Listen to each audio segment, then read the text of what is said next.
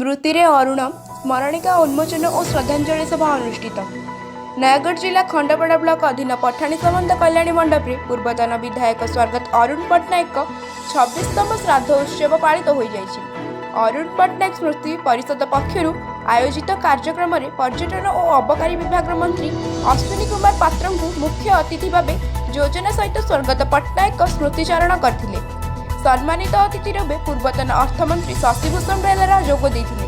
अन्यतम अतिथि भाव वरिष्ठ आईनजीवी भिकारी दास, डॉक्टर नारायण महांती, विनायक मिश्र एवं खंडपड़ा निर्वाचन मंडलीर समस्त मान्यगण्य व्यक्ति नेतृत्व मंडली सहित एक कार्यक्रम में जोग देथिले। एही अवसर में स्मृति रे अरुण नामक एक स्मरणिका अतिथि माने उन्मोचन करथिले। ब्यूरो रिपोर्ट परिवर्तन स्वर।